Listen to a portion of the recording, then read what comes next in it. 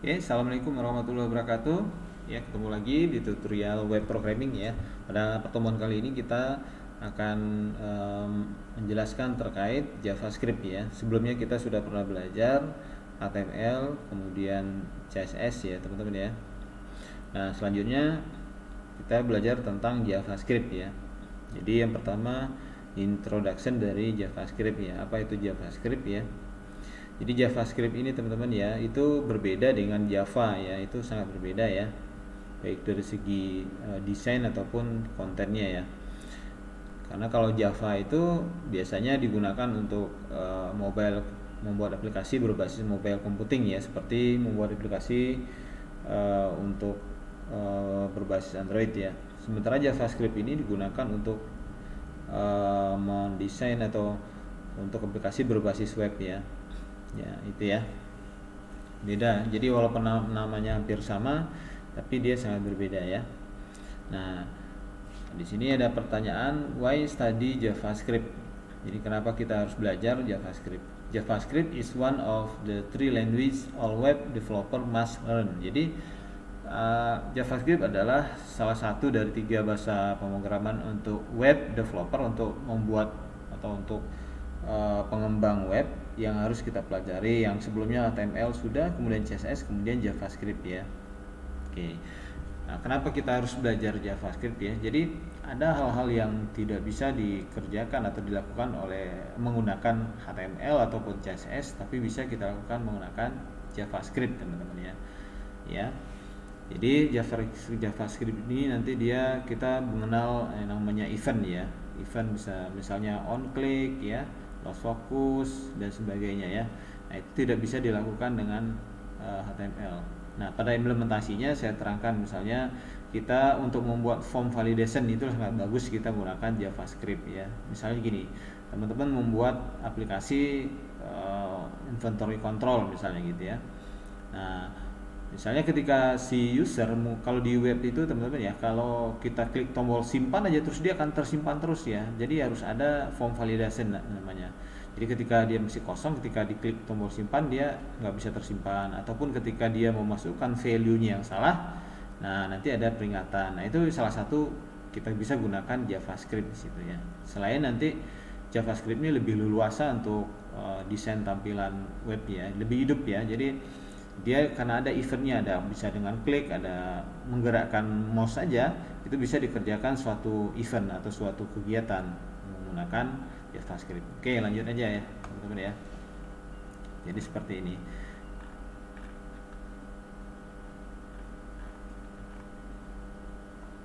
Oke, kemudian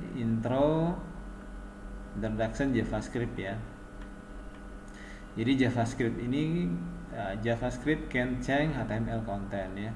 One many JavaScript HTML method is the get element by ID, teman-teman. Jadi ini contoh ya. Nah ini contohnya teman-teman. Saya coba di editor ya. Nah seperti ini sangat gampang dikerjakan menggunakan codingan JavaScript. Atau misalnya saya klik turn the light, maka lampunya hidup, kemudian turn off the light, lampunya mati. Nah seperti ini bisa kita buat menggunakan JavaScript. Nah dengan HTML ini susah kita buat seperti ini teman-teman ya. Nah ini eventnya klik ya, ketika saya klik dia kerjakan ya. Pada dasarnya dia ada dua gambar ya. Ketika saya klik yang ini maka gambar itu yang dijalankan, kemudian ketika saya klik tombol ini maka gambar ini yang dijalankan, seperti itu. Nah hal-hal seperti ini sangat sulit dilakukan dengan HTML ya. Ya seperti itu.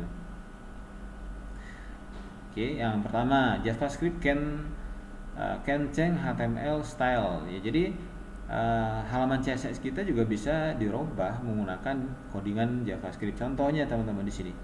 Ini adalah codingan untuk font size ya. Nah, font size dari HTML atau yang ada di halaman website kita bisa kita rubah menggunakan. Nah, ini saya contohin ya. Ketika saya klik ini, maka size dari fontnya berubah. Nah, seperti itu. Nah, di sini codingannya sangat pendek, teman-teman.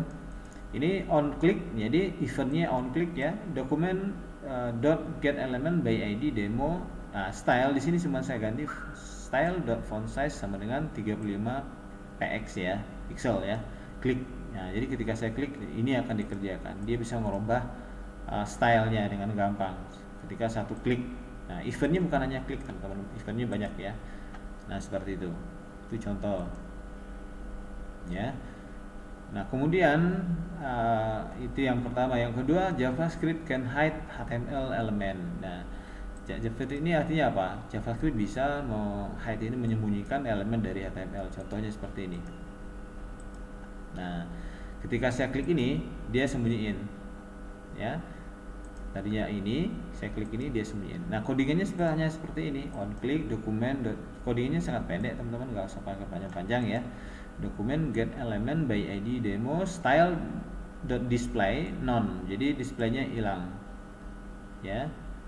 Nah, ininya id-nya demo karena ininya demo gitu, panggilnya id-nya demo di sini, maka ini akan hilang nanti. Saya klik, nah ini contohnya seperti ini, tulisan ini akan hilang.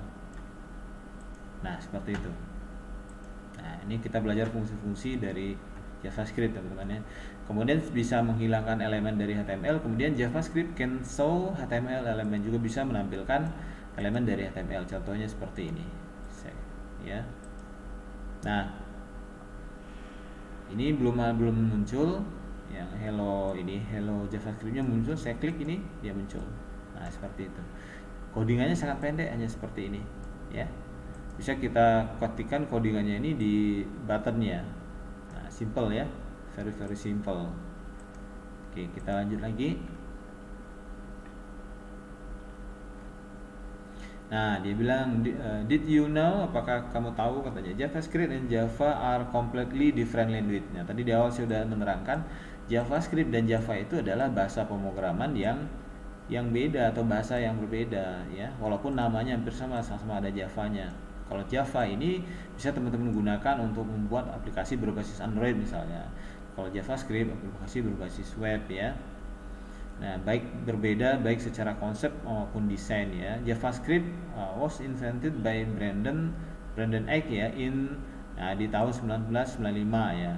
Kemudian dia masuk ke ESMA ya, semacam standar gitu ya, tahun 1997. Jadi JavaScript ini adanya tahun 1995 ya, seperti ini. Dia beda dengan Java. Oke, kita next ya, JS Where to ya.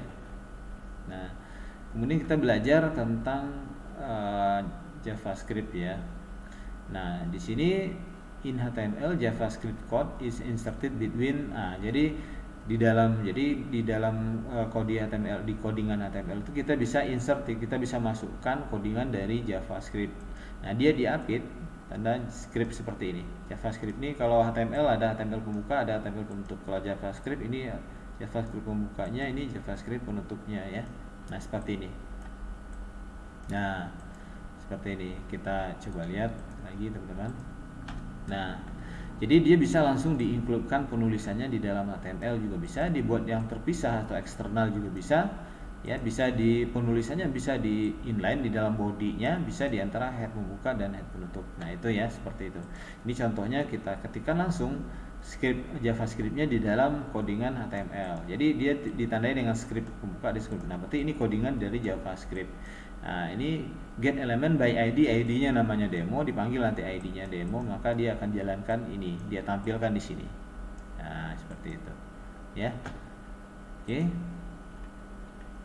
Kemudian JavaScript function and event. Nah, ini kelebihannya adalah kalau event function hampir sama ya rata-rata, seperti PHP juga punya function ya. Function itu maksudnya apa? Sini JavaScript function is a block of JavaScript code. Jadi function ini maksudnya adalah kumpulan atau blok ya, kumpulan dari beberapa script atau code dari JavaScript ya, yang untuk fungsi tertentu. Jadi ketika fungsi itu dibutuhkan, cukup dengan memanggil fungsinya saja gitu ya. Jadi that can be executed when called. For example, ini ada contohnya ya, seperti itu ya. Kalau event itu kegiatan atau apa ya, misalnya klik itu salah satu event. Ketika saya klik baru nanti dikerjakan codingan yang ada di dalamnya, atau saya hanya dengan menggerakkan cursor aja nanti bisa Jadi event dari nanti kita belajar di akhir tentang event yang ada di JavaScript sangat banyak, dan ini tidak mustahil dilakukan hanya dengan HTML ataupun CSS ya. Ini hanya bisa dikerjakan dengan JavaScript. Oke. Nah, tadi contohnya udah. Kemudian JavaScript in head or body. Nah, ini juga place ya, cara penempatan dari codingan JavaScript-nya. You can place any number of script in HTML document. Script can be placed in the body or in the head ya, section of HTML effect. Nah, jadi penempatannya bisa di dalam, di antara body pembuka, body penutup, ataupun di antara headnya gitu ya. Nah, kalau misalnya kita menyimpannya di headnya, nah in this example ya, misalnya seperti ini. Nah, ini kan ada head pembuka, ini ada head penutup. Nah, misalnya kita buat sebuah function. Misalnya functionnya namanya apa aja? Kebetulan di sini contohnya function my function misalnya namanya, ya. Function itu hanya untuk menampilkan kalimat paragraf change di halaman HTML ya. Nah, cara manggilnya nanti ya cukup kita panggil nama functionnya saja. Misalnya apply ininya demo ya. Ini ada ID-nya demo. Kemudian kita panggil functionnya tadi my function, di sini on click maka dia munculkan seperti ini ya.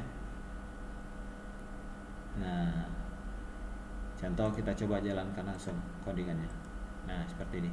Ini ada paragrafnya ya. Ini demo dari sini ya. Kemudian ketika saya klik ini, maka tulisannya apa yang keluar teman-teman? Paragraf change ya. Ini seperti itu. Nah, berubah ya. Seperti itulah kira-kira. Ini peletakan script JavaScript di head ya.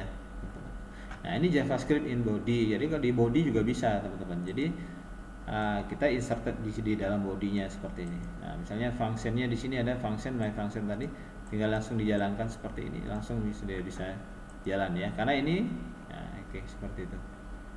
Nah, eksternal JavaScript. Nah, yang bagusnya nanti kita taruhnya menggunakan eksternal, sama seperti CSS, kita buat file terpisah namanya .js ya, seperti ini. Maka eksternal file kita buat namanya misalnya namanya apa aja teman-teman. Misalnya contohnya di sini myscript.js. Nah, formatnya .js. Kalau CSS kemarin .css, ini .js. Nah, seperti ini. Nanti kita panggil dia. Kita bisa manggil nanti nama dari ininya gitu ya, eksternalnya ini. Kita lihat di sini ya, contohnya. Nah, seperti ini. Nah, di sini kita manggil teman-teman.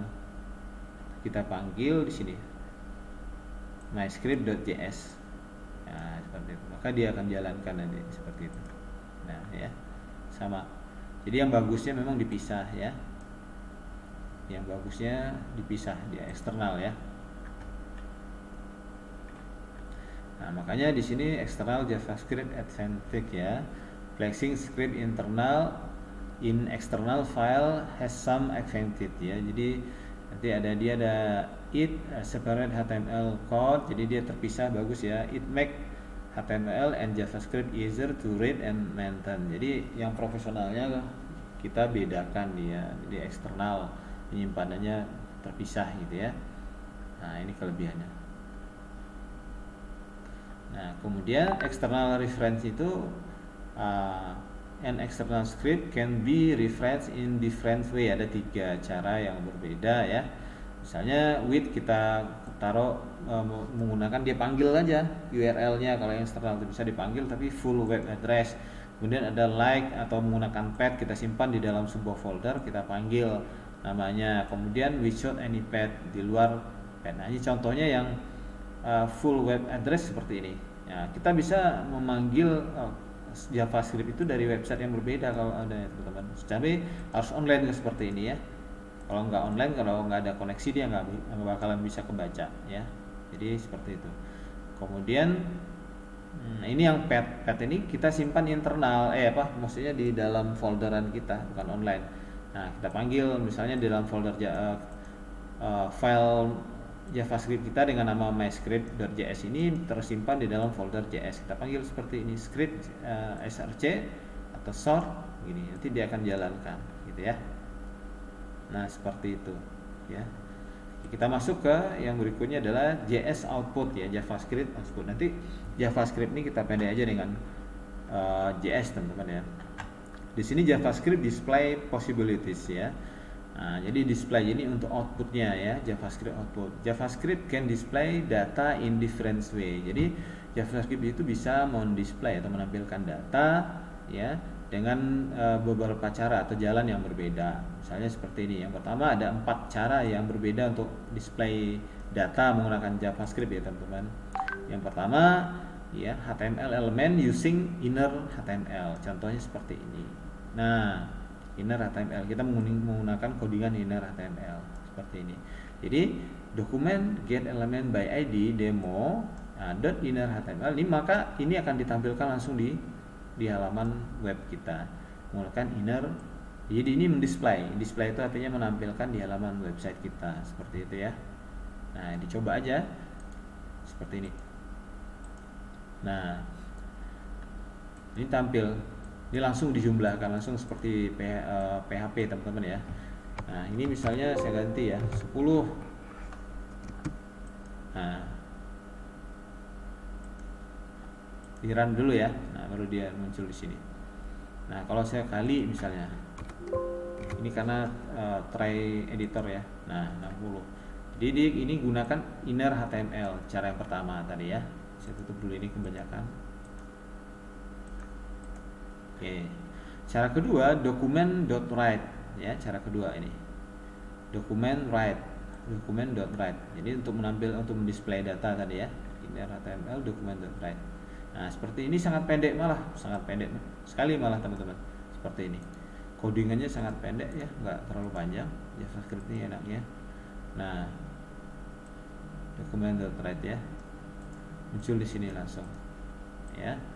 Nah, saya ganti 100 ya. Ini di running dulu ya. Nah, baru langsung nampil ya. Hanya menggunakan document.write. Oke, seperti itu. Ya. Kemudian using Windows error. Error ini biasanya semacam peringatan ya. Nah, ini implementasinya teman-teman. Kalau ini dia nggak bisa dijalankan di browser di try editor ini teman-teman. Ini harus kita kopas, kita jalankan misalnya, atau saya udah simpan misalnya di ini. Nah, ini misalnya saya udah bikin tadi. Nah, ini kita jalankan harus pakai browser Google Chrome atau browser yang lain. Nanti begini dia. Nah, muncul Zspec C11. Jadi ini seperti implementasinya begini teman-teman. Misalnya gini.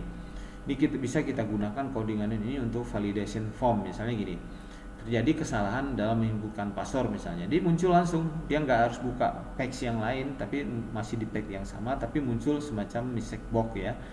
Misalnya pesan Anda salah memasukkan username atau password. Nah, itu bisa menggunakan Windows error. Atau misalnya ketika ingin proses input data, kalau yang namanya halaman HTML itu kan kita klik simpan aja, disimpan aja kosong, dia simpan juga teman-teman. Nah, kita bikin validation formnya, mohon maaf datanya masih kosong. Nah, seperti itu. Jadi muncul, kita oke kan dia hilang. Nah, seperti ini muncul, jadi semacam mistake box. Itu hanya bisa kita menggunakan JavaScript teman-teman ya. Oke, seperti itu. Nah, ya. Kemudian ada lagi yang using console log ya. For debugging purpose, you can call the console.log method in the browser to display data ya. Menggunakan F12 ya. Nah, F12 on your keyboard will activating debugging. Nah, di select console gitu ya. F12. Ini nggak bisa di sini juga nih, kayak jalankannya dari yang tadi juga ya. Nah, bisa menjalankannya menggunakan tombol di keyboard gitu maksudnya ya. Yang ini. Coba saya copy dulu ya.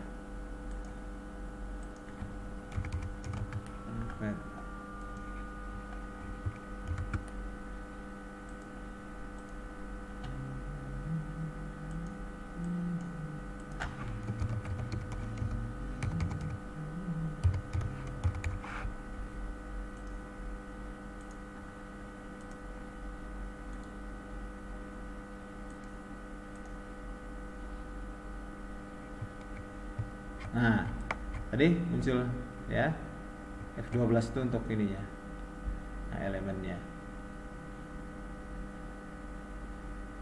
Nah, seperti itu ya. Oke, jadi kita lanjutkan. Oh ya, supaya nggak terlalu panjang, jadi masih banyak lagi teman-teman ya, banyak yang bisa kita lihat. Jadi itu kita belum masuk ke event ya, nanti yang lebih menariknya kita masuk ke event ya, masih banyak lagi sub pokok pembahasannya dengan JavaScript ini yang tidak bisa dikerjakan di HTML ataupun di CSS teman-teman ya. Jadi supaya nggak terlalu panjang, saya batasi untuk ini bagian satu ya, ini JavaScript bagian satu ya. Jadi sekian dulu ya, silakan ditunggu nanti untuk tutorial JavaScript bagian 2 dan seterusnya ya. Kurang lebihnya mohon maaf. Wabillahi taufiq wal hidayah. Wassalamualaikum warahmatullahi wabarakatuh.